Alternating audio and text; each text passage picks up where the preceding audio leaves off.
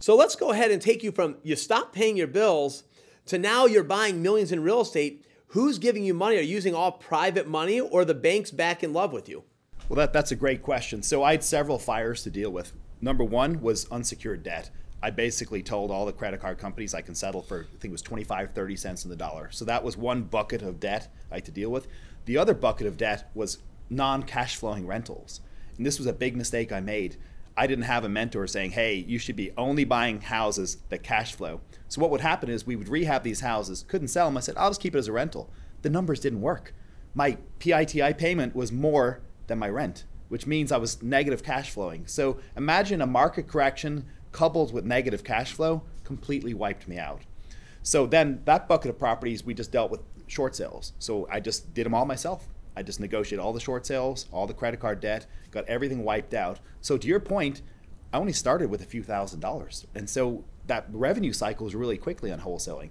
So if you're making 5, 10, 15 grand a house, it doesn't take very long to get a bankroll back, especially if you're wholesaling. We were doing double closes. So we'd buy and sell, and I was starting to put away $20,000, $30,000 a week because we're just cash flowing. It's just all profit. So really, you're doing a lot of self-funding at that, just when you start ramping back up. It was escrow deposits. That's all it was.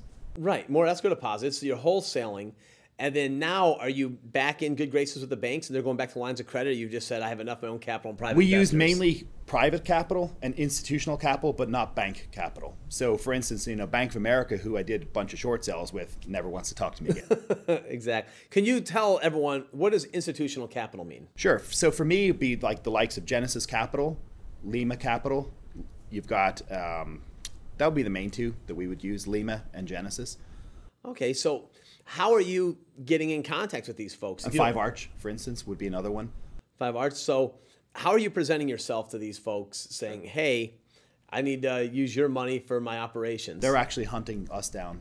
And so what I did was several years ago, I plugged myself into the IMN, which is a series of conventions they do nationally, and specifically the one on single family. And by going to these institutional level conferences, I'm able to run into institutional lenders. So I've developed a lot of those bigger relationships by going to that specific conference, which is why I go twice a year religiously, because I like to meet the same people.